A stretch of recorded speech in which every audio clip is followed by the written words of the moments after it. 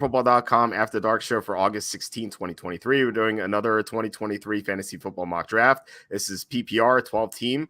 And I have two guests today. I'm joined by Jacob Camenker from the Sporting News and Dylan, who we had on yesterday. Jacob, how are you? And then Dylan, how's it going?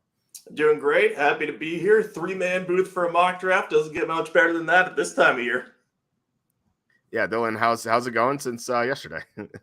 Yeah, no, happy to be here. Thank you for having me back on, Walter. Like I said, I've been reading your site since 2012, so it's a pleasure to be here. And football's upon us, and I'm super excited to do this mock draft tonight. A lot of sharp people in here. Yeah, I'm excited to pick sixth because that's the pick I have in my PPR league. Jacob is picking second, so he's going to be on the board very shortly. The draft has started, and then Dylan is picking 12th. So Dylan picked first yesterday, so he's going to have a much different team today. And Jacob, I haven't done a mock draft with you in a couple of weeks, so I feel like so much has changed since then. So it's going to be cool to get some different analysis here.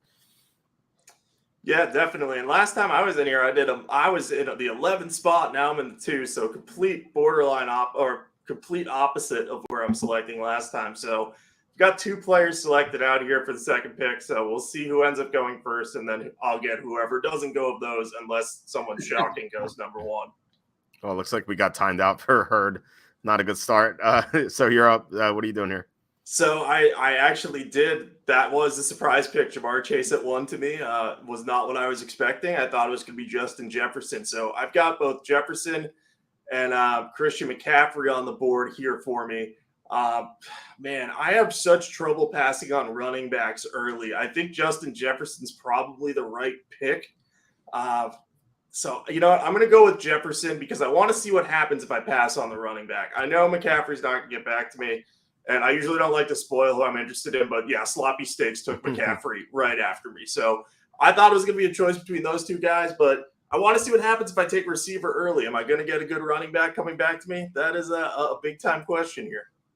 Yeah, it's always good to experiment when you're doing these things. Christian McCaffrey going third. So I feel like that's going to be the latest he goes, unless you're in a league that hates the 49ers and just lets them drop to you. But I mean, there are 3 guys I like, so I think I'm pretty happy with the 6th pick. I actually got to choose it. I was talking to Dylan last night about it. Like, I'm in this new league, and we had this order in which we got to choose, and I chose 6th because I feel like in PPR there are like 6 top guys that I would like, and actually, my number 4 guys available. My 4, 5, and 6 guys are available. So apparently, people disagree with me. I don't know. I mean, I love Travis Kelce. I just wouldn't take him that early. I'm going to take Austin Eckler at number 6 overall. So I have him 4th in PPR. I think his receptions are going to go down a little bit this year because the Chargers are going to go deeper, and also their offensive line is going to be healthier, we assume. But I still think Eckler is going to catch a ton of passes. I don't think he can go wrong with him in PPR. So I thought he would go earlier than this. So I'm kind of happy to get him number 6. You know, I was going to say something interesting. I know it was likely a computer pick that went at number 1, but I know some sharp people that have been taking Jamar Chase at number 1 because they play the Chiefs week 17, and that's likely to be a high leverage game where Jamar Chase might have a big game. So that may be something to consider in the championship game if you're trying to think about week 17 potential matchups. I usually don't look ahead to the playoffs. I feel like I only do that because it's so hard to project because you don't really know who's going to be good down the stretch. Like even throughout the season, like in the first half of the year last year, like the Lions had a terrible defense in the first half of the season, and then the second half they had a stellar defense. Like they just couldn't. They weren't allowing any points because Aiden Hutchinson was going crazy, and some of their young defensive backs like really improved. So that's not something I typically do, but I think that you probably should. I would suspect that game might be a shootout. So I think I like that strategy, actually. And I have no qualms with Chase as a player, but the problem that I've been having this year is every time I take him in the top 5, I come back around in the 2nd and 3rd round, and almost every single time one of the best players on the board is T. Higgins, and I don't want both of them if I can help it. Like, they can live – you can have them in the same lineup, but it just doesn't always they cannibalize each other to an extent. So I have that trouble with him. So I wouldn't go with him at 1, but I get the idea. But Dylan, you're on the clock back to back, so I'll turn it over to you. Yeah, and I mean, if push came to shove at number 1, like I'm taking Jefferson. I feel like that's just the best player in the draft. If he catches 128 balls again, I'd feel stupid not taking him at number 1. But with these 2 picks, I mean, I feel like I have to go running back early. And I'm super high on Tony Pollard, especially since Zeke just signed with the Patriots. So I'm not worried about Malik Davis taking touches away from Tony Pollard. And then on top of that, Amon-Ra St. Brown, he's a beast. We all love him. I know you all love the Lions as well. This guy is virtually a lock to catch 100 receptions. So I love getting that at that 1-2 turn. I love your start. I love Tony Pollard. He's someone I would even consider at 6. And to get him at 12, especially that now that we know Ezekiel Elliott's not going to be there. I think you made that point yesterday, Dylan. That just makes Pollard even more appealing. So to get him at 112, I like that a lot. And then you can't go wrong with St. Brown. I mean, he's a PPR monster. I don't like him as much in non-PPR because like his touchdown equity is like kind of low for a number 1 receiver, but he's going to catch a ton of passes. Yeah, I know ETR moved Tony Pollard to running back 3 behind McCaffrey and Eckler on the Ezekiel Elliott news, and that's right ahead of Nick Chubb. So even though I think I would take Nick Chubb probably only second to McCaffrey, but I don't know. I love Chubb this year as well, so I don't know.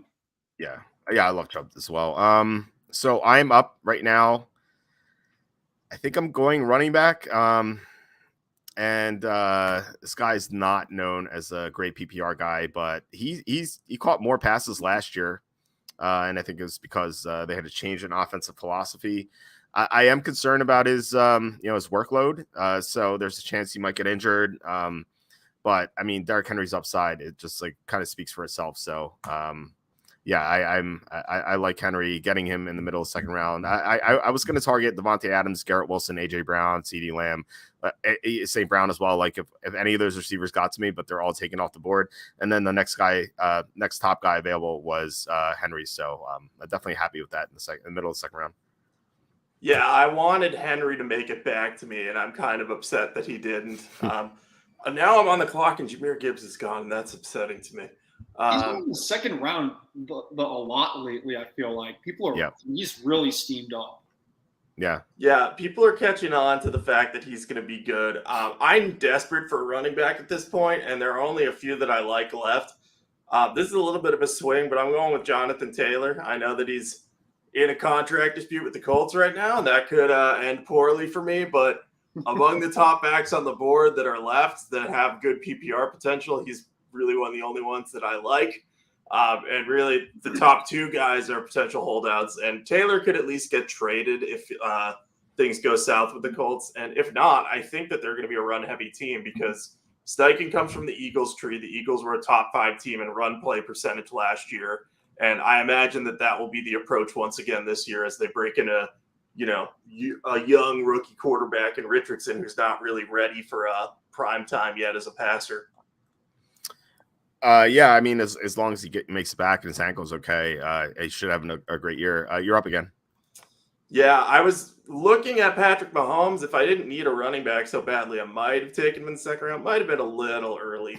But I'm going to go with another receiver here with the quarterback off the board. I mentioned T. Higgins. I like him a lot. He gets a ton of looks. When both him and Chase are on the field, they're pretty comparable in terms of how good they are. And Higgins has a lot of touchdown upside.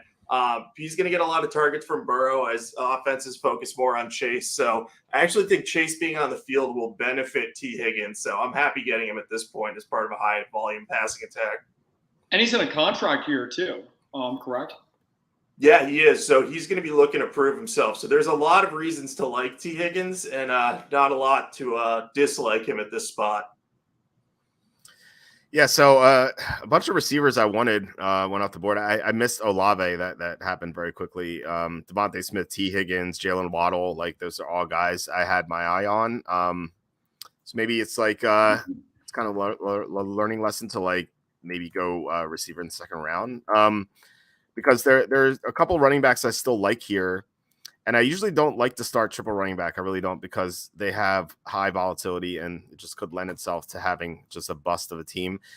But I don't really love any receiver. There's one receiver I love, and he clashes with my team. So I'm going to take Alexander Madison, just triple running back, and then that's it. I'm done drafting running back for a while.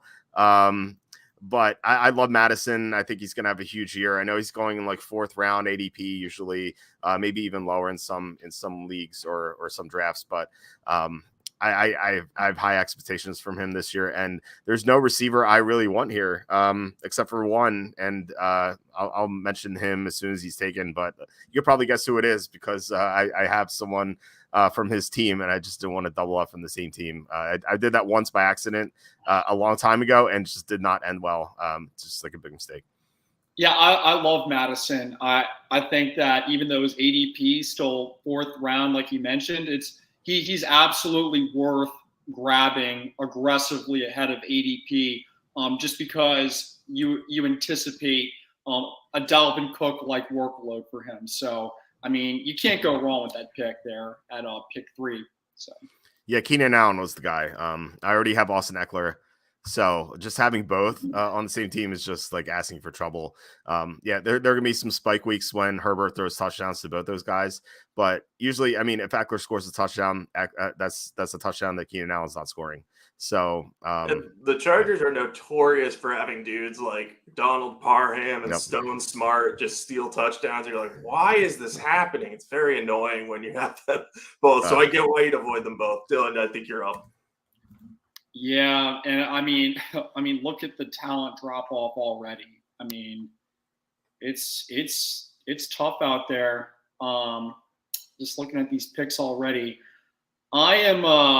I'm going to take somebody that I really like, and I'm going to go for a little bit of a home run pick here as well. So the first pick I'm going to take Calvin Ridley. Him and Trevor Lawrence apparently are rooming together. So we have the shower narrative going there. And so I feel like Calvin Ridley's an elite talent. And he has that top 5 wide receiver potential in him. And I'll happily take a swing on that late in the 3rd round. And then my next pick is going to be a little bit of a gamble here, but just judging the way he played on Sunday, I think if I can just survive a few weeks, this guy will be somebody that will give me 1st round running back potential in a PPR league. So I'm taking Alvin Kamara. If he plays the way that he played on Sunday, that's a home run pick there at the top of the 4th round. Yeah, we talked about Kamara yesterday. Jacob, what do you think about Kamara? And like, I'm sure you got to see him play on Sunday. Like, what do you think about how he looked and everything? So I was actually at the beach on Sunday, so I did not get to see him play.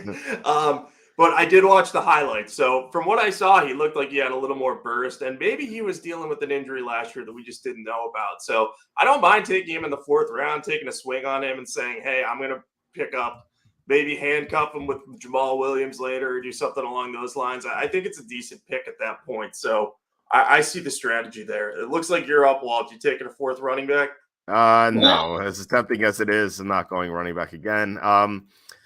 I am going with Drake London. I almost won an auction of Drake London, a Rainmaker card, Rainmaker tier, and on DraftKings, and it didn't work out. So I might as well take him here.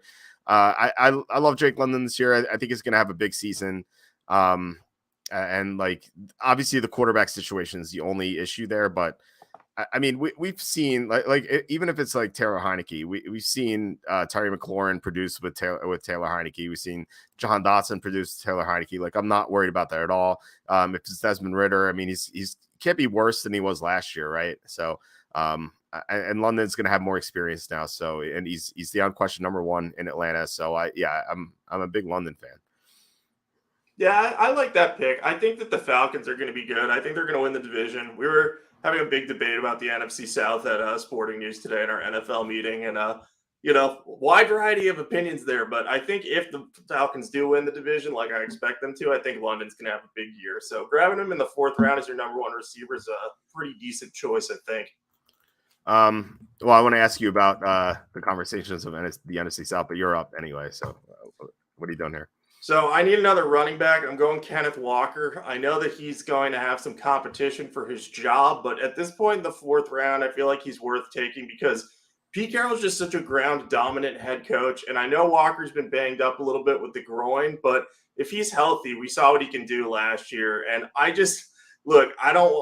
Joe Mixon and Breece Hall came off the board. There's just a cliff upcoming at running back, and I don't want to fall off that for my RB2. So I'm going to take a guy that, maybe is his upside a little bit limited by his injuries in Zach Charbonnet. Sure. But at this point, he's probably the best option that I got. Yeah, I think I'm not too worried about Charbonnet taking Walker's carries or touches or anything. I mean, maybe in the passing game, but I don't know. I think back to Adrian. Not that Walker is Adrian Peterson, but when the Vikings had Adrian Peterson, they took Toby Gerhart in the 2nd round. So you're up again. Yeah, I'm going to take a quarterback here just because I want to see what happens if I take a quarterback early, how my depth is impacted, because I waited last time. So I've got Joe Burrow as probably the top guy left. You can make the case for Lamar Jackson too, but I picked him a lot last year, as you well know, Walt, and I kind of got burned by his injuries at that point. So I'm going with Joe Burrow. I'm pairing him with T. Higgins. And look, I'm too deep at receiver. I'm too deep at running back. This is a good-looking start to the lineup. It's just a matter of how deep I can be and whether I can withstand injuries, I think. Yeah, I like your team so far, and I'm up right now. I was eyeing Terry McLaurin in the 5th round, which I've got him in the 4th round, but not the 5th. So my next option at receiver, actually, there's one guy I have ahead of him, but again, another clash. So gonna try to avoid that. You can maybe guess who that is as well.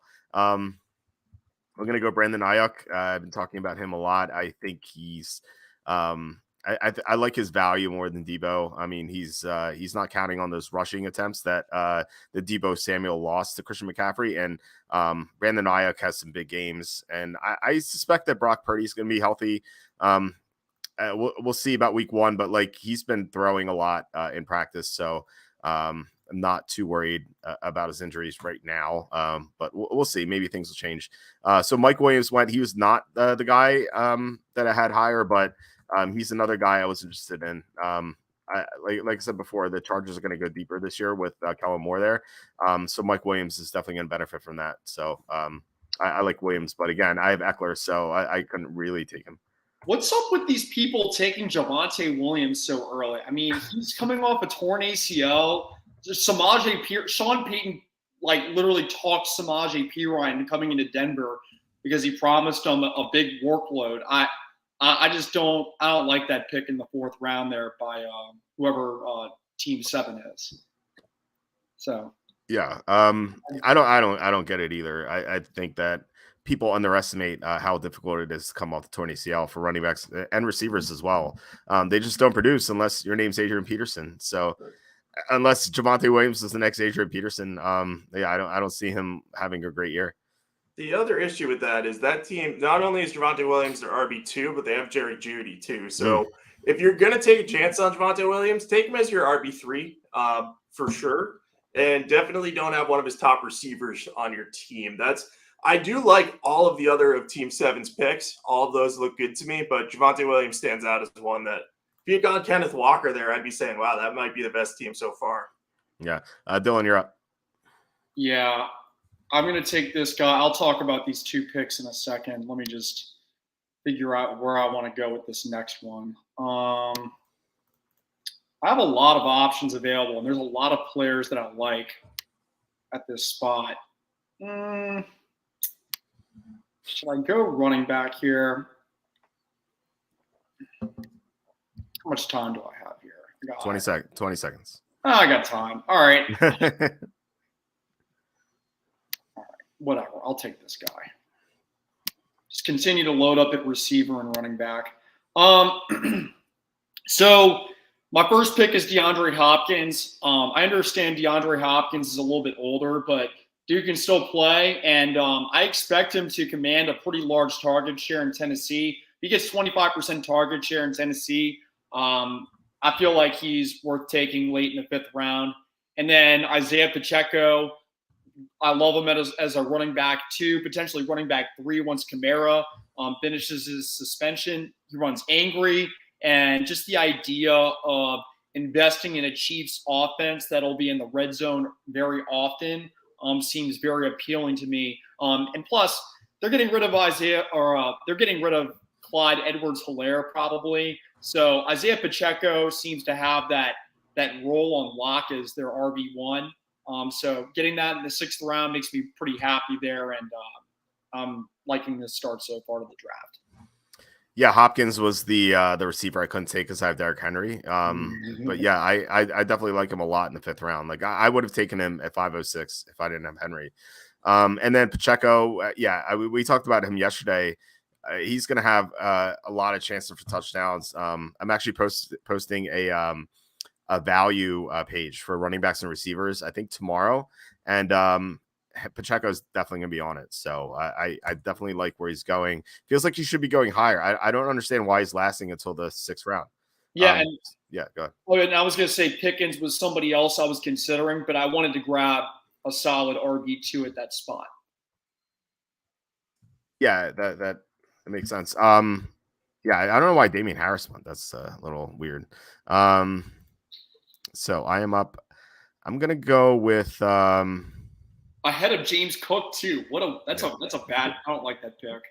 Yeah, I don't either. I don't get it. Well, there's a couple picks we have to talk about. So I'm going Deontay Johnson. He looked like he was in great rhythm with Kenny Pickett in the preseason game. Obviously, it was only one drive, but they look locked in together. I like Pickens more than Johnson, but Pickens went a few picks before me. So I actually like they're pretty close in PPR.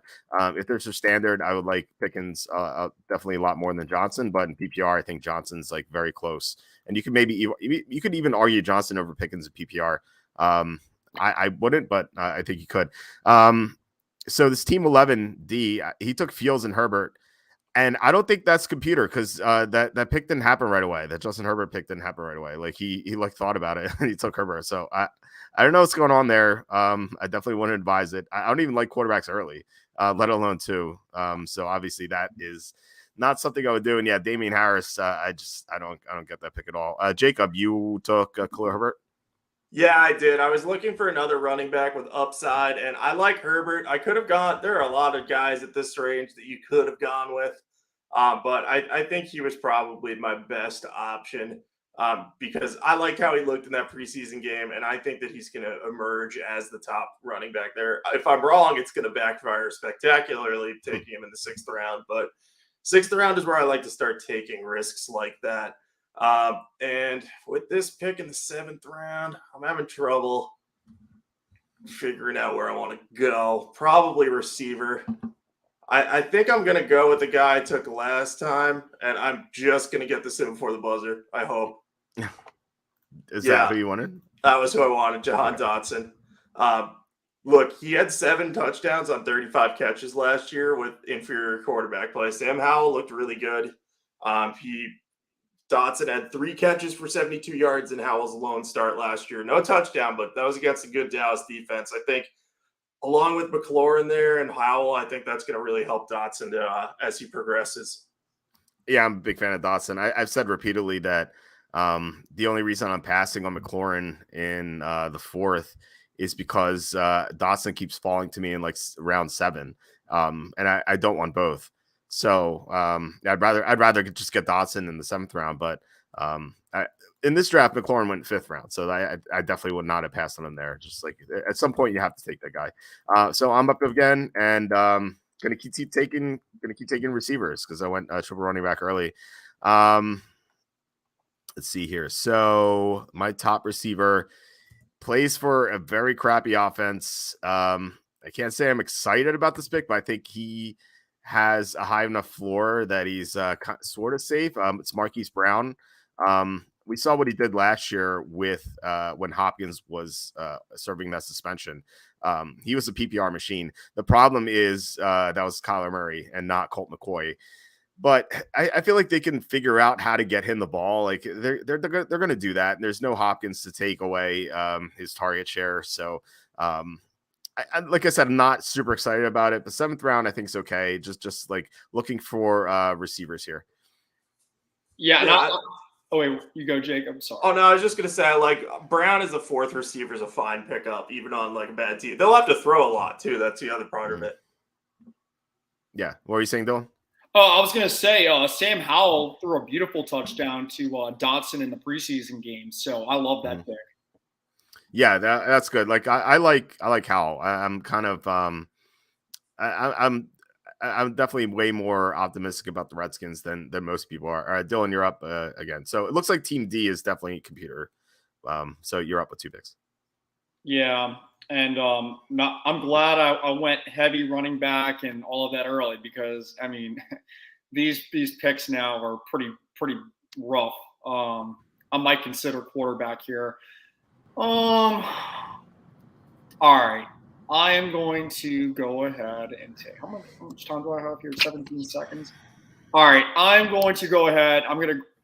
When in doubt, I'm going to grab my tight end and my quarterback. So I'm going to get Evan Ingram here at tight end. And then who do I have at quarterback as options? All right. I'm going to do the same thing I did. I'm taking the same guy at quarterback. I'm going to take Tua. So a couple of things here. I love Evan Ingram as a mid-round tight end option. He has excellent chemistry with Trevor Lawrence. They just gave him a massive contract. Even though he's a tight end, he's really their slot receiver. So I think they're going to build on that chemistry from last year, and he's going to have a big year. And on top of that, the Jaguars don't really have a good defense. So I could see them being in a lot of shootouts, and that bodes well for Evan Ingram. And then Tua, before his concussion problems last year, he was an MVP candidate. So the offense is going to be the same this year. As long as he stays healthy, I'll take that upside there at the top of round 8. Yeah, Tua has a ton of upside. He has a low floor, but I think you have to shoot for upside. And then Ingram, yeah, it's like he should definitely produce well. So I like those picks. We had some comments here from Joey. He said instead of Damian Harris, he meant to take Damian Pierce. So I guess that makes sense. That makes more sense to Damian Harris. He got Damian Pierce a full round later too, though. That was the fun part. That's funny. He says Dylan is lying. He loves Javonte Williams. Dylan, do you have anything to say to that? I do not love Javonte Williams. I wouldn't go on YouTube on the record and talk about my love for Javonte Williams. Like I said, I was actually considering Samaje Perine there at the top of the 8th round just to bet against Javonte Williams, to be honest with you. Like I said, Sean Payton got Samaje Perine. He dragged him out of Cincy to come play in Denver. So he guaranteed him some kind of a workload. Yes. I like Perine a lot. So I'm up. I'm going to keep taking receivers. Why not? I'm going to take Sky Moore. I talked about this guy a lot. He's on my sleepers page. I feel like Moore could have a big season. He was horrible as a rookie last year, but it sounds like he's made a big jump. I wish they would have kind of featured him a little bit in the preseason game instead of just Clyde Edwards-Helaire. I don't know what that was all about, but I'm definitely more optimistic on Moore than I was like a couple of months ago. So, it's kind of like the opposite of my round 7 pick. Round 7 was safe. It's Marquise Brown. I feel like he's going to be, at the very least, like somewhat playable. Sky Moore has a higher ceiling playing with Patrick Mahomes. He also has a low floor, but as my 5th receiver, I think I had to go for some upside there. Yeah, I think that's a good move. I like the. Oh my God! Oh, I'm so ruined. I was going to take Samaje Perine. I'm not ready. I'm not ready for this at all. Oh God! I had one player on my board. That was him. Oh no! So all right. Well, I'm going to go to tight end next, where I was looking at Dallas Goedert, but he's also off the board. So I'm going to take a swing at tight end because I'm panicking, and I think Kyle Pitts could have a big year this year. I liked his upside last year. It didn't pan out, but I think they're going to use him more properly this time around. Let's see if that actually, comes to pass. But I do like his skill set, so that's a good thing. Oh, and I'm on the clock again. Oh, my God, this is coming too quickly. Dylan, this is how I get a lot of time. I know you've watched these podcasts before, and I've never been on with you, but I get like real panicky at times when things do not go to plan.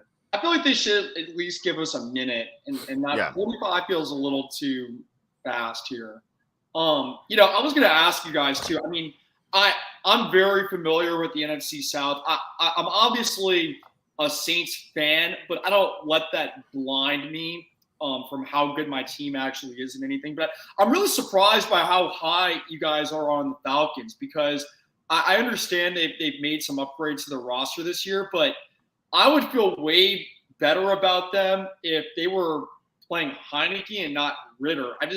I need to see it from Ritter before I would bet money on the Falcons winning the division or anything this year. I mean, what are y'all's thoughts on that? Jacob, you want to go first? I'm looking to see who I'm going to draft. Yeah, you do that. And so the thought process with the Falcons is, sure, there are questions about Desmond Ritter, but this kind of reminds me a little bit of the Eagles when there were questions about Jalen Hurts, but they still managed to make the playoffs as a 7 seed. They have a lot of talent. They have a very good offensive line. They have a running back who should be one of the best in the league in Bijan Robinson. And their defense, they added a lot of talent to it. So I think that is going to really make a difference for them. And look, that division is weak. So some team is going to get through with like an 8-9, 9-8 type record. It could be the Saints, it could be the Panthers, but I just think the way the Falcons are built, I think that you don't have to worry as much about the quarterback, and that's kind of what intrigues me. I think they're going to be super ground dominant, so that's why I like them this year. Yeah, that's true. I mean, if they're top of the league in rushing, I mean, that really limits Ritter's opportunities to make mistakes. So I could definitely see where you're coming from that angle. But I mean, hey, the Saints and the Falcons have some of the easiest schedules in the NFL this year. So, one of them will likely, win the garbage NFC South this year. I think if you go position by position, outside of quarterback and linebacker, like, where are the Saints better? Like, I feel like the Falcons are better or equal at every position. Dylan, you're up, by the way. Yeah, and I mean, the thing about the Saints is that my biggest worry about the Saints is the coaching staff. I mean, I personally don't have any faith in Dennis Allen, and I feel like if the Saints miss the playoffs this year, it's going to be because of Dennis Allen making critical mistakes in high leverage situational football spots during the season. Yeah, I hate Dennis Allen as a coach. I think he's atrocious. The Saints have no pass rush too. They were bottom 10 in pressure rate last year. They lost Marcus Davenport. Cameron Jordan's a year older. They lost Caden Ellis. I just wonder where they're going to get the quarterback, how they're going to get to the quarterback. And the Falcons can do that now with Calais Campbell, and they made some other signings too. So real quick about our picks. I went Kenneth Gainwell. He's the top of my sleepers page. He is the number 1 running back in Philly right now. Maybe that will change, but and maybe they'll do a 3-headed monster. But I mean, he did not play in the preseason, which was very telling. Whereas the other 2 running backs did, and and he's definitely going to be the guy in the 2-minute drill, so he's going to catch passes. So 9th round, I'm definitely on board with Gainwell. And I'm about to make my pick next. But Dylan, do you want to touch on the 2 players you took? Yeah, so I looked at the top of the board, and I felt like I could use more receiving upside. So I took Zay Flowers, who the Ravens drafted pretty high. There's been some good camp reports coming out about him as well. And honestly, drafting Zay Flowers from Baltimore is a little bit of a fade of Odell Beckham and Rashad Bateman, who I have no faith in to stay healthy throughout the season. I mean, I don't understand where the ESPN media's coming from with all this Odell Beckham hype. Odell Beckham has not been good since Obama was president. Like, when are people going to catch on that he's not good anymore? And then, so I'm loving that because he could end up being the number one receiver in a pass-heavy air raid offense. And then Quentin Johnson, I know he's had some drop issues, but hey, the Chargers drafted high in him. It's going to be a high-powered offense, and I have no problem taking that at the top of the 10th round. I don't get the Beckham hype either. I took Daniel Jones. I think that at this point, I'm concerned that people are going to be taking their backup quarterbacks, as we just saw with Team 4. So as much as I'd like to wait on quarterbacks, and I told the legendary story about Kenny, how he waited on Dante Culpepper and Jeff Garcia into rounds 13 and 14 in our draft, I would love to do that, but especially in this draft, like people are going to snipe backup quarterbacks. And I've had that happen to me too. I was one pick away. It was like 2 years ago. That was like Josh Allen's first great year. I was one pick away from getting Josh Allen in the 13th round. And like some guy took him only because I didn't have a quarterback. So I've learned my lesson. I should have just taken Josh Allen in the 12th round that year. So don't be greedy. Jacob, you took Tank Dell and Tyler Algier. Do you want to talk about them? Yeah, so Tank Dell, I really like. He has chemistry with CJ Stroud. He caught 5 passes for 65 yards and a touchdown his preseason debut. I think he has a good chance to become their number one receiver. And then Tyler Algier, you're not going to find a better handcuff than him because Bijan Robinson probably going to get a lot of the workload. But if he gets banged up, Algier was a 1,000-yard rusher last year, and he just had trouble on the goal line. So I think with a run-heavy offense like the Falcons are operating, they can sustain 2 of those guys. And I think that Algier will be on the field plenty. Now, in PPR, you might be thinking, what about Cordell Patterson? But, I like the idea of going with Algier because I think he'll be the between-the-tackles guy if Bijan has to miss any time. Or, if they ease him into action, Algier could end up being a decent flex early in the season. Yeah, I like taking those high upside backups, like once you get to the double-digit rounds. And I love Tank Dell, too, so I like those picks. I took Rashawn Johnson. He looked really good in the preseason game. Khalil Herbert's the number one guy, but just like I said, just as I said, like getting these high upside backups in double-digit rounds it can pay off because, if those starters go down, like you're going to get so much value. So anyway, looks like we are heading into the bottom of the 11th round, and Dylan's gonna be up soon. I don't know if you guys wanted to look at some of these teams very quickly. Like we have Team 1 took Jamar Chase, Jalen Waddle to start, and he didn't take a running back until number 5 until the 5th round. He took Miles Sanders, Rashad White. Those are only 2 running backs. I definitely wouldn't recommend that strategy. I think one of those Mahomes or Hawkinson picks had to be a running back.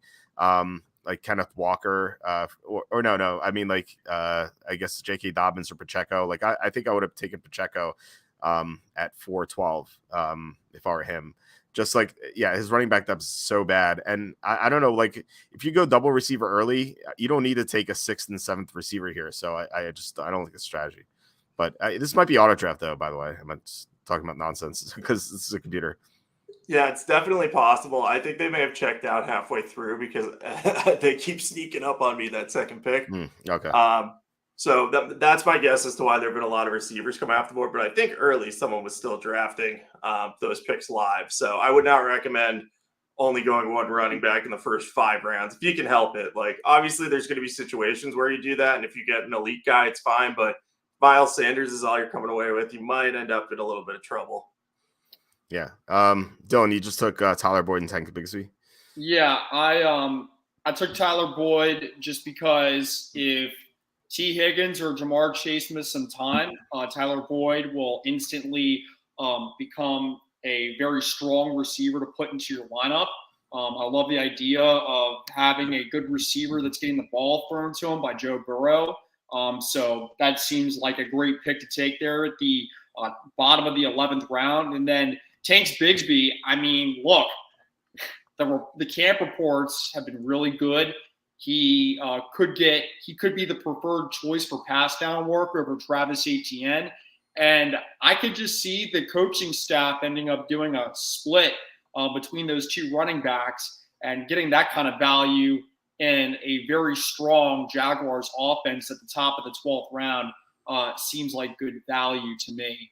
And then as far as some of these teams go, One of the worst drafts that I've seen so far has been from Team 7. It's nothing personal against the name, but I mean, I like the first 3 picks, but after that, I mean, that team just falls off a cliff. Javonte Williams, the Damian Harris, Damian Pierce debacle. I think that team's going to really, really struggle this year if that was the team that he went with. Yeah, those running backs are problematic. Yeah, even Javonte Williams, like you can't count on him staying healthy. Pierce is, I think that's a good pick. I like his 3 receivers though. A little early on Judy, but I do like Judy. He has upside with Jameson Williams. Yeah, I don't like the running back situation on this team. I like the receivers though. So I am up again, and probably should have noticed that earlier. So okay, I'm gonna see if this guy's available, and he's not. So let's go to the next guy.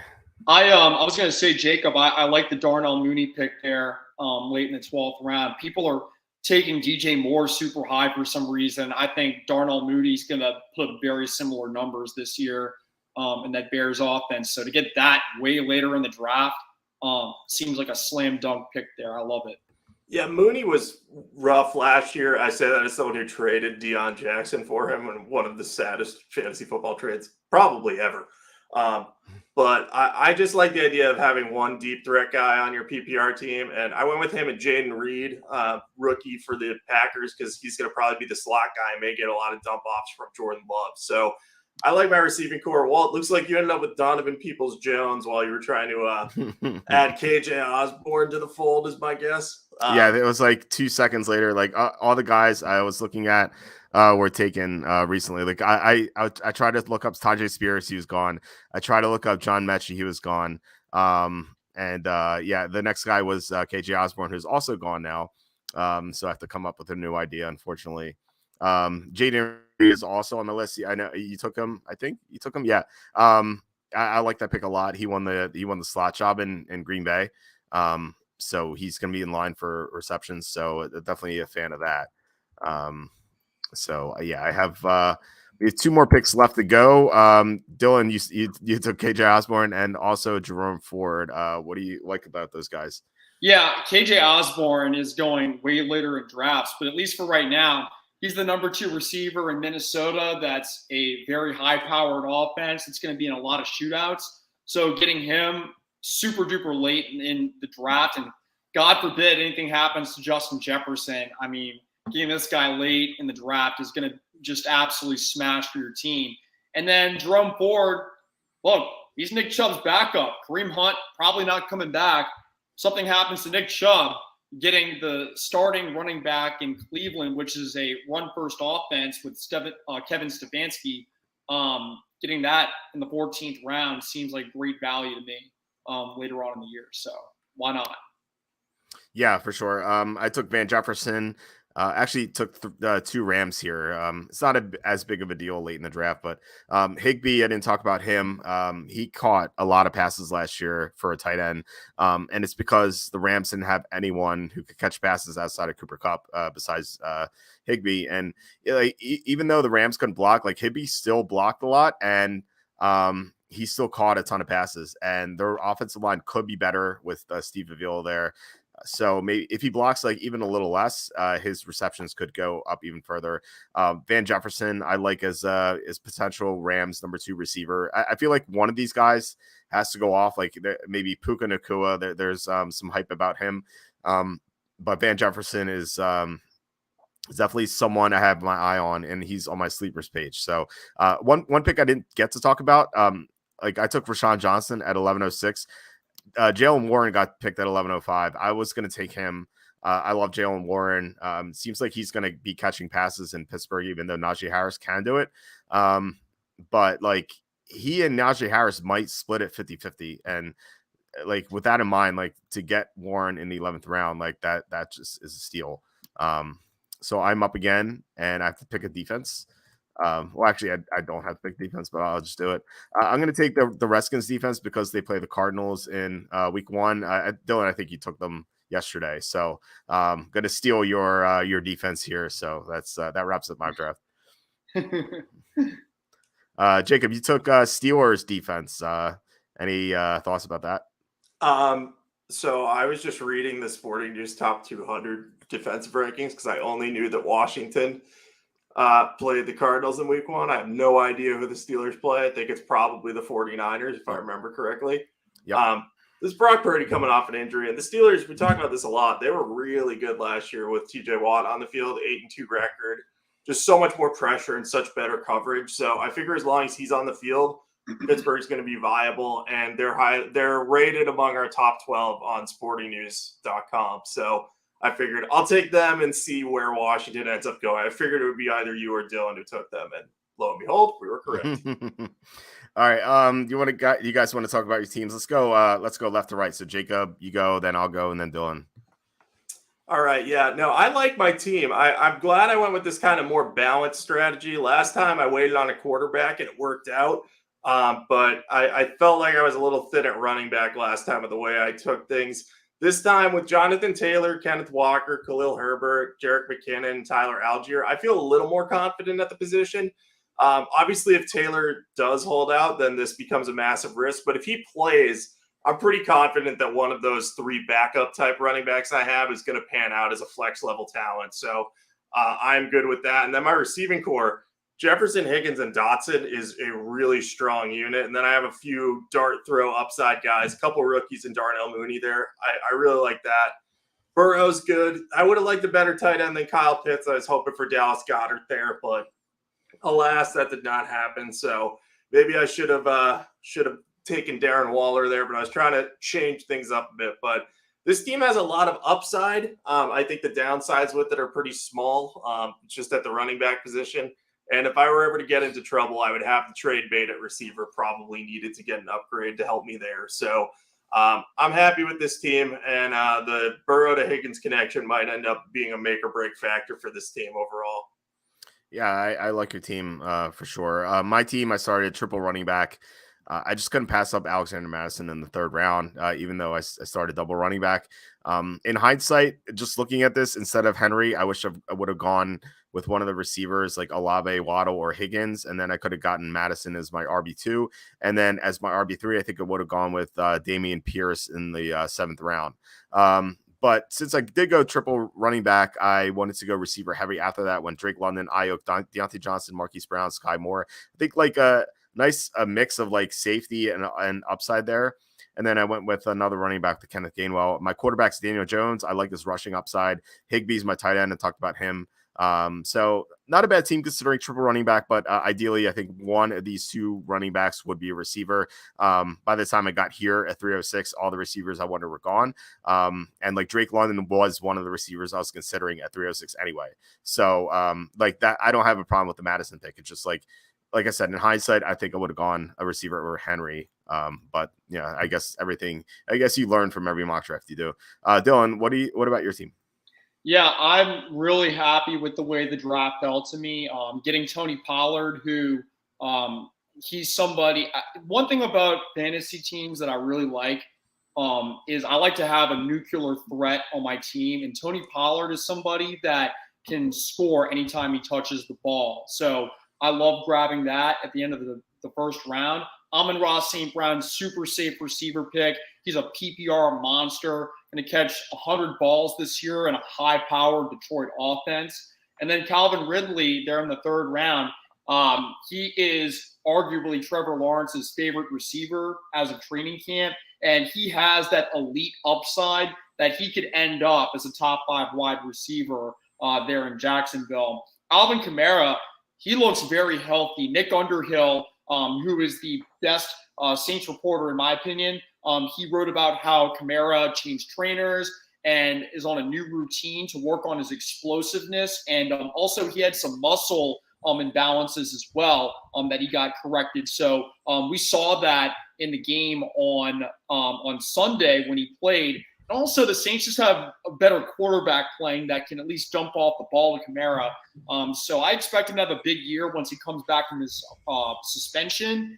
And that could give me some really big upside at running back there in the 4th round. DeAndre Hopkins, he's going to get a big target share in Tennessee. So I love that there in the 5th. Pacheco, Kansas City starting running back. Nothing more that I need to say there. Evan Ingram has great chemistry there with Trevor Lawrence. I do worry about the confliction there with Ridley in hindsight, but it was a no-brainer to take that value there in the 7th round. Tua, he stays healthy, has big upside there at quarterback. And then I just took some swings at receiver after that. I think Zay Flowers and Quentin Johnson could have good rookie years. Tyler Boyd has a high floor there in Cincinnati. Tank Bigsby going to split carries with ATN. And then I love the idea of getting KJ Osborne there, the number 2 receiver in Minnesota. Jerome Ford, back up to Nick Chubb. If anything happens to him, it's a home run pick. And then finally, I took Anthony Richardson in the 15th round. He looked really good to me. He made some good throws in that preseason game. And he provides not only an insurance policy to Tua, but he also offers that high upside if he can just play competent passing there over in Indianapolis. So I do like my team quite a bit. I love the idea of taking Richardson in like the 15th round. He just has so much upside. So I think that's a slam dunk pick at the end. We had a couple comments before we get to the other teams.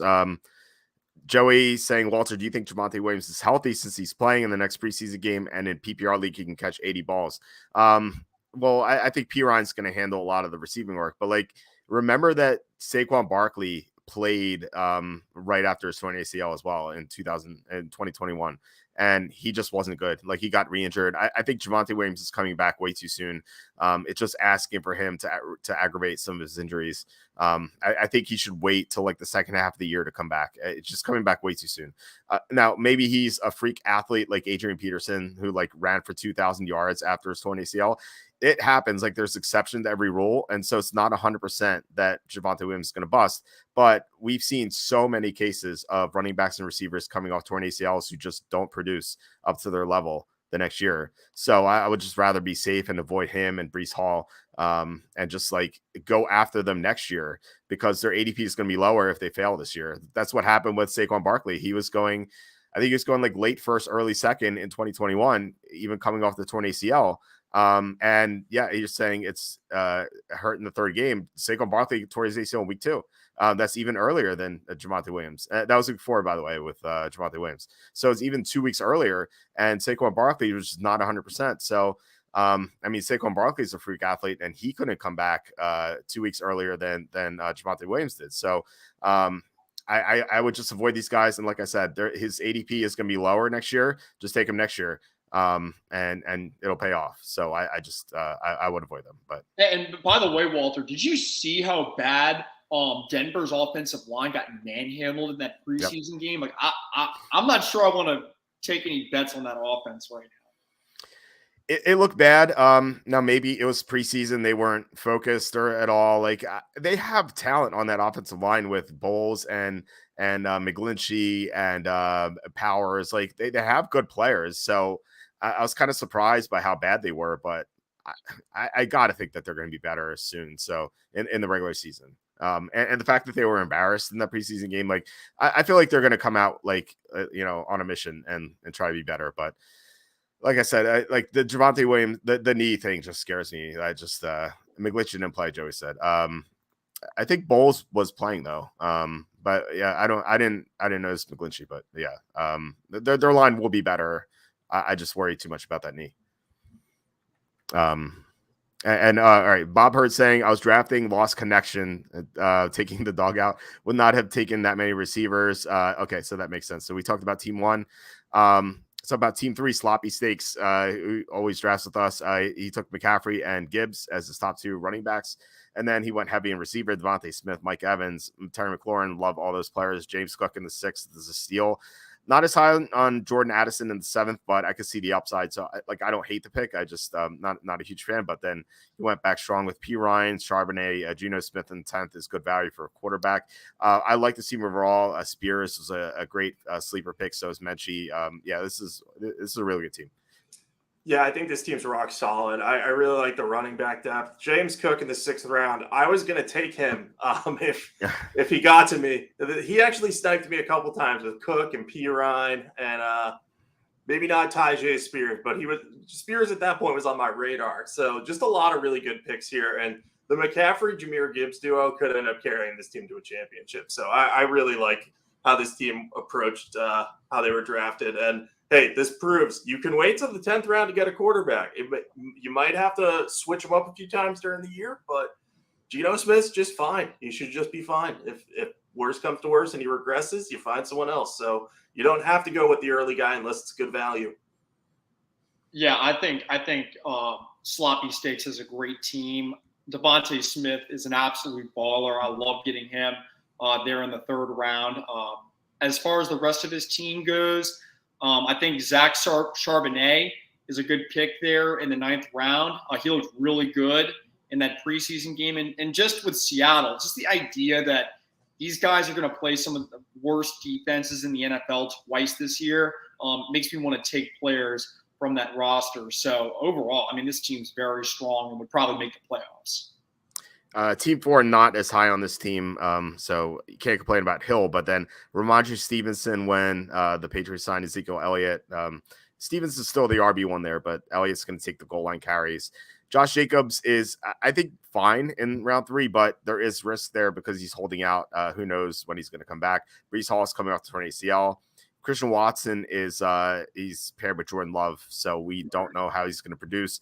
Lockett is 31 now. He could decline. And he took 2 quarterbacks, so maybe he was an auto draft here, but it doesn't look like, or maybe he was all, like this whole time. Now that I look at it, but yeah, definitely not a fan of this team. Yeah, I think the thing that stands out to me, as you mentioned, every running back on this team has a major question with him. Stevenson will produce in PPR, but the touchdown threshold is what you wonder about. Josh Jacobs, the holdout's a concern. Breece Hall, the knee is a concern.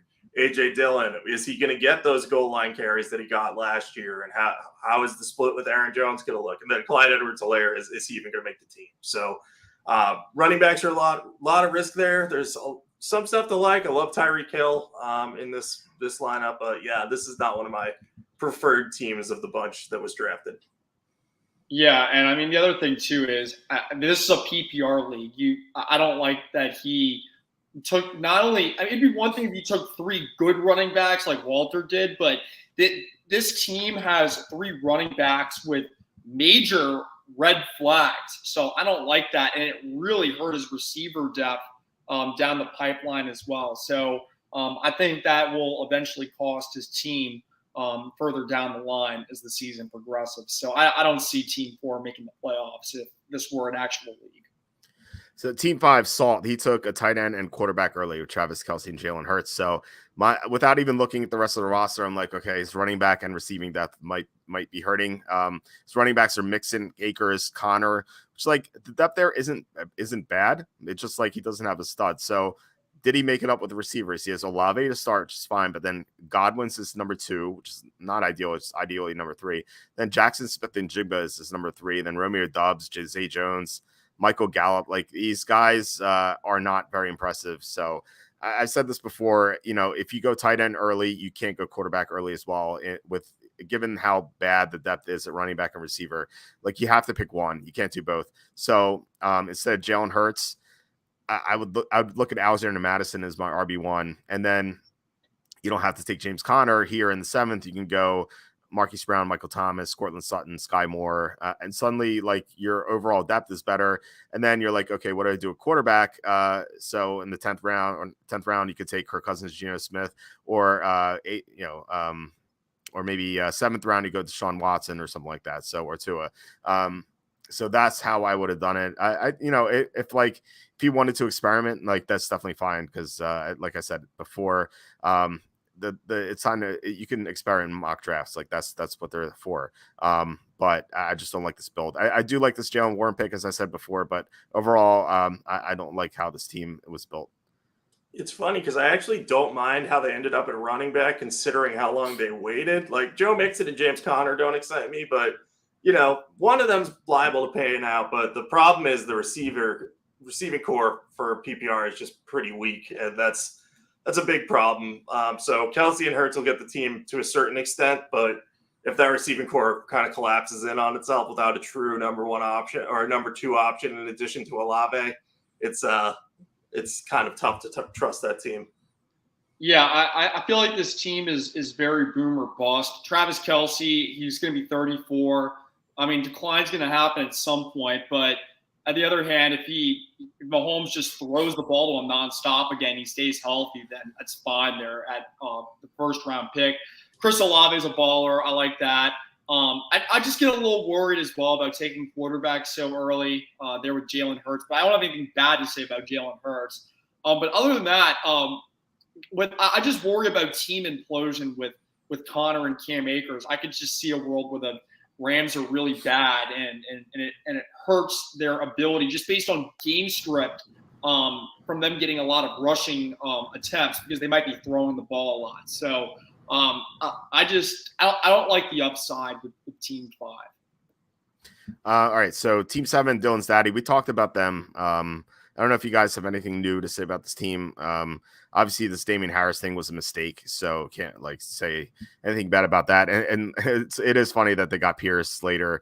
Do you guys have anything new to say about the team? Like you got Jalen Hyatt later. I like some of the players on this team for sure, but his running back depth is looking very sketchy with Javonte Williams. And I see this is the problem with judging this team is because this is really one player. So who would he have taken in round 7 instead of Pierce if this was supposed to be Pierce at round 6? If you want another running back, I guess it's there's really nothing here. I mean, maybe P. Ryan, that conflicts with Javonte Williams. Maybe he just goes receiver with Michael Thomas or Colton Sutton or Sky Moore. But like I said, it's just hard to judge the team because there are 2 picks who are the same guy. Yeah, I mean, I know Joey personally. He's a friend. He knows his football, but I think that the Javonte Williams and Damian Harris picks just destroyed this team and just wasn't his best performance today. I think if you replace – I'll give the pass on Damian Harris because it was clearly an accident, but I think if you replace Javonte Williams with one of the other running backs that was on the board there, like maybe you go Kenneth Walker there, this team looks really good to me. There's a lot of guys on here that I like, but just that RB2 could become a void. But hey, maybe we'll be wrong. Maybe we'll be wrong about Javonte Williams, and he will be that freak in nature. But it's just hard to trust guys to do that. And I say that as someone who's actually currently wearing a Broncos shirt that I forgot I was wearing. So, nice. Yeah. If Javonte Williams goes off this year, we're never going to hear the end of it from Joey. So. Oh yeah. I'm sure he'll be in this chat always. So look. I said it's not 100% to fail. It can happen, but if you pick running backs and receivers coming off torn ACLs, like that is a losing strategy for the most part. You're going to win sometimes, but for the most part, you're going to lose. So it's just like betting parlays in the NFL. If the only thing you do is bet parlays, yeah, you're going to win sometimes, but in the long run, you're going to lose. And so that I just would not do something like that. Yeah. And one last thing, I just don't want to waste such high draft capital there in the 4th round on a guy coming off an ACL tear. So that's all I have to say. Yeah. If you were to get him round 7, at some point you take Javonte Williams, hypothetically, if he's available in the 15th round, it's a no brainer. So at some point it makes sense to take him. And I think round 7 makes sense. 4th round, I agree. It's just way too early. Team 8 is Chesh. So I don't like his running backs. I was looking at Saquon Barkley, which is great, but then he went Dobbins, not a huge fan. And then DeAndre Swift, who's the number 2 running back, he took him way too early. Kenneth Gainwell is the number 1, and he went 2 rounds later. And then Singletary is his 4th. So I don't like that at all. He took two tight ends. So looks like a computer, I guess. So I don't know how much we should analyze this, but it's not looking very good. Yeah, and the only thing I'll say is I just worry about Devontae Adams. I mean, he's 30. He's a little banged up right now already, and he's just been running his mouth. I have questions about his chemistry with Jimmy Garoppolo, and I just worry about team implosion as well in Las Vegas and him just getting disgruntled, and who knows what can happen with that guy there in the 2nd round.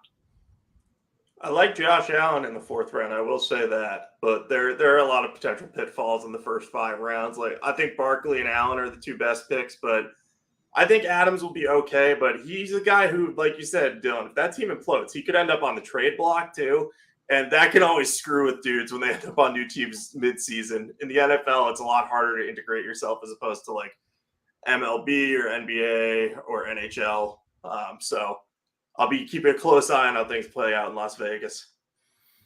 Yeah, receiver's pretty tough. It's like running backs. Like I feel like it's easy. Look what McCaffrey did last year. You know, but like receiver is much more difficult. True.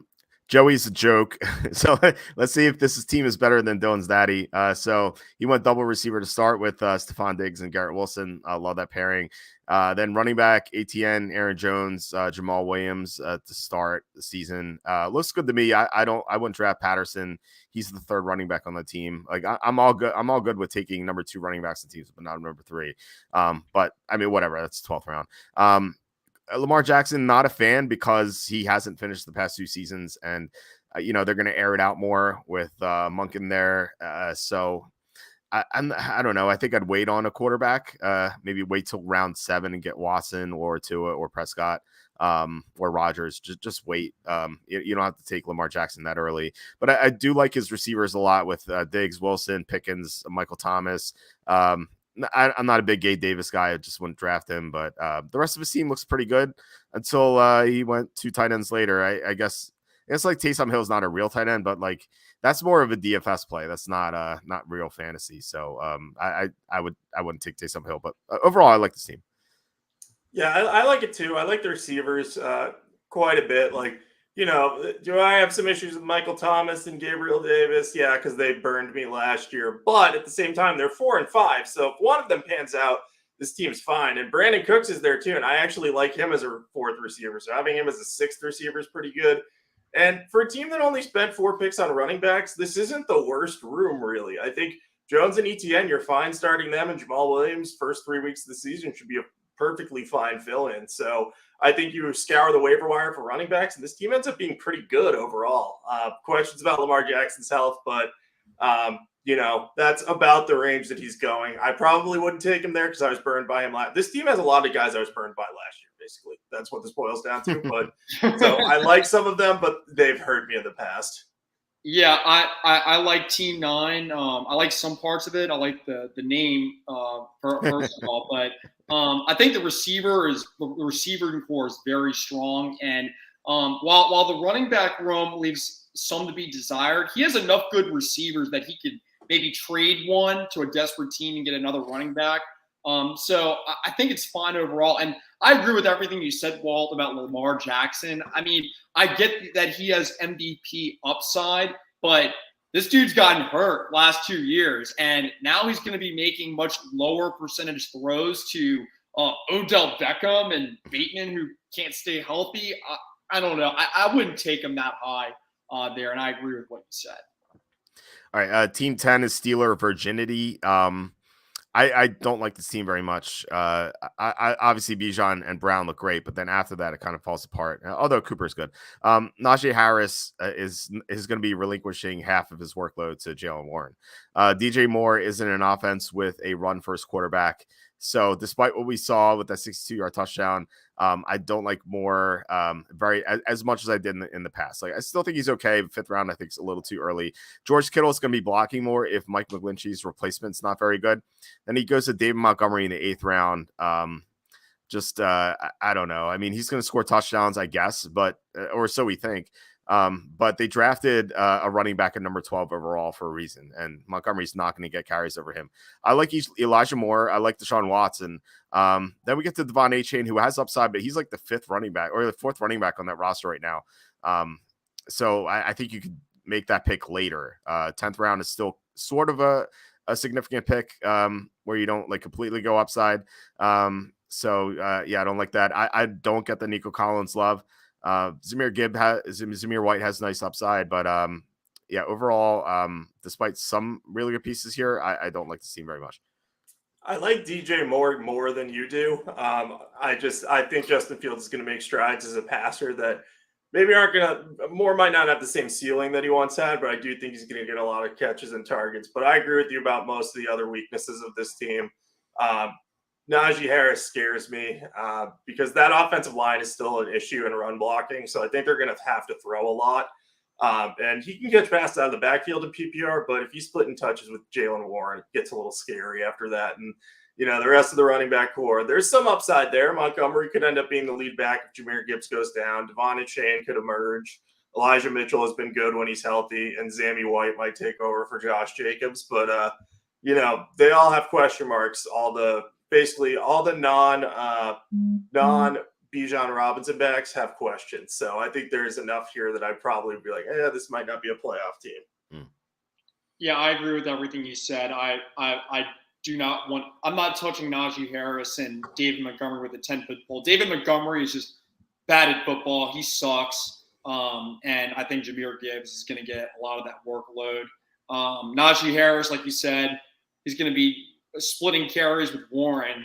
And then even Kittle, I like the idea of Kittle, but he's going to be very boom or bust as well. So I don't like the ceiling with this team at all. Let's go to look at team 11, but I think that was computer. They have 3 quarterbacks. So four quarterbacks. Four. I missed number 4 at the bottom. So yeah, let's not analyze that. We had a couple of comments here. So Joey is he's adamant here. It's like, I've never seen a team worse than Dylan's. Never. Hopkins and old Kamara suspended, Pollard overrated, coming off broken ankle. Ridley hasn't played 2 years. I like Dylan's team, so we'll have to disagree there. Their broken ankle is not that serious. Like running backs come off broken ankles all the time. Like I think it would be fine. Yeah, Hopkins is older, but I think he's a receiver who is going to catch a lot of passes. Like his style play kind of lends itself to playing into the mid-30s. Kamara, yeah, 3 games, not 6 games like we thought, 6+ games. 3 games is not that big of a deal. And who else? Ridley, yeah, Ridley looked good in that first preseason game. Granted, it's just preseason, but he's got so much talent, and he seems to be reinvigorated. So I like him more than I did earlier, where earlier in the summer I was like, okay, maybe he's not going to be himself, but I still think that Ridley's going to be really good. He says Pollard's an injury waiting to happen. I mean, isn't every running back you can say that about every running back? The broken ankle is not a big deal, so I think that that'd be fine. So Dylan, do you have anything to say to Joey? Look, I'll tell you this, Walter. I've been in Joey's league since 2016, and I think he's made the playoffs once in that entire time. One of the most hilarious things that happened was 2018. I think Joey was picking number 1. And I was picking number 2. And he drafted Le'Veon Bell when he was holding out, and it destroyed his year because Le'Veon Bell didn't play the entire year. And I ended up getting Kamara and I think I made the playoffs that year. But yeah, I mean, I think Joey needs to work on his drafting. And I mean, that's evidence tonight with the team. So this is definitely the saltiest Walter football podcast I've been on in terms of, I love it. I love it though. The beauty of fantasy, we're never right or wrong until the season comes around. And even then we'll all still think we're right. We'll admit when we're wrong, but it'll be like, oh, we were wrong because this happened. Joey claiming that was auto pick. So yeah, I think it'll be. It's always great to do a salty mock draft. I want to get that guy I talked about all the time who drafted Tampa Bay Buccaneers defense number 1 overall. I don't know what his name is. He was in my league 23 years ago, so I have to find him somewhere. But I'd like to get him on too. Real quick, Mega Alexandra says, Walter, any chance to do a rest of season list this year? Just keep updating the draft list week to week. The problem is that I have so much work to do during the regular season. I have to update my picks page all the time. I have to do weekly fantasy rankings. I have to do start 'em, sit 'em. I have to recap all the games. I have to look ahead to next week's games and write up the Sunday games and Monday game, Thursday game. It's just my workload is so crazy, and I'm also gonna have 2 kids this year, so I would love to do something like that. It's just it's always something I wanted to do. It's just always on the back burner. One of these years I'll get to it. If I get a simplified way to do it, it's just way too tough, unfortunately. Like I said, I'd love to, but it just can't. So yeah, Joey's still claiming I was in New York City, auto pick Le'Veon Bell. So yeah. So anyway, this is a fun mock draft. I don't know if you guys have any final thoughts on this, and if not, anything to plug. Let's go, Jacob, and then Dylan. Yeah, as always, you can follow me on Twitter at Jacob Camenker. I will be tweeting more NFL thoughts when I'm not at the beach and or sick, as I was this past week. That's why I was on the show last week. I was like, well, I had a 103-degree fever over the weekend. And you're like, don't come on the show, go to sleep. And I was like, all right, fine. So that's why I wasn't here last week. Glad to be back in action. And got a lot of fantasy stuff coming up. I wrote up a previous mock that we've done. I'll write up this one for Sporting News too. So keep an eye out for those. Got my offensive line rankings. Those might be published now. I haven't shared them yet on social media, but keep an eye out for those because it just tells you how offensive lines might impact fantasy. So got plenty of stuff coming. Can't believe the season's almost here. So follow along and let's have some fun. Let's win our fantasy leagues, win our bets. Let's have a fun year.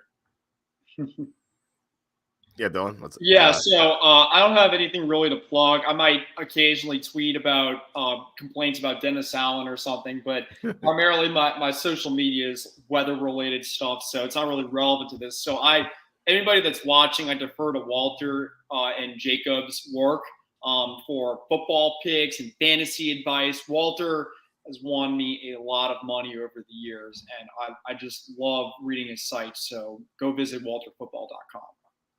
Thanks so much. Thanks for coming on, guys. We have one more comment here. Dave says, I was Team Salt. I wanted to go QB early to see what my depth would look like. I misclicked. I wanted to click alert, but I hit computer control. The computer went to Kelsey. I wanted Diggs. Okay. That makes more sense. Okay. Yeah. Okay. All right. So anyway, please hit like, subscribe, comment below, share this video, visit the link in the description for the merch store. All that would be great. Mike's liking the Joey versus Dylan. We'll have to do it again. Like it's a lot of, I love the trash talking. And real quick, Joey says Pollard will catch fewer passes this year with the addition of Brandon Cooks. I mean, well, Elliott's gone too. Like Pollard's going to get his receiving work. So I wouldn't count on that. And I don't see how a receiver 2 cuts into that. So, and Dalton Schultz is gone. I mean, right. Gone, so. And he says Dylan sucks at Madden too. Oh, wow! Yeah, I've got so many screenshots of me beating Joey like 70-10 in Madden. So we can go there too if you want. Nice. Last time I played Madden was like 08. It's been a long time. And this guy was trash talking me in one of my fantasy drafts. He's like, you suck at Madden. I'm the best Madden player. I'm like, why are you even saying this to me? Like, I didn't bring up Madden at all. And he was like, all right, let's play. I actually played as the Saints with the Drew Brees. So you'll like this. And I beat him like 38-0. So I was like, I didn't play Madden in like a couple years. Yeah, he didn't say anything about that at all. Joey says that's a lie. So. Whatever, his word against mine. I mean, I'm just telling you, he's not very good at Madden. So, wow, shots fired. All right, we'll be back tomorrow. Kenny's gonna be on, so we're gonna do another mock draft. After that, not sure what I'm doing. As I said before, my wife is due to have our second child on Friday, and so there's a game on Thursday too. So it's gonna be tough to do anything. So I might disappear for a few days, and if I do, you'll know why. But probably after Wednesday, probably gonna be back at some point next week. But I'll let you guys know on Twitter. Love doing these fantasy mock drafts. Love having you guys on, Jacob and Dylan. It was awesome doing this with you guys. I have to do this again sometime soon, like next week. So thanks for coming on again, and I'll talk to you later. Sounds good. Take care, guys. Bye.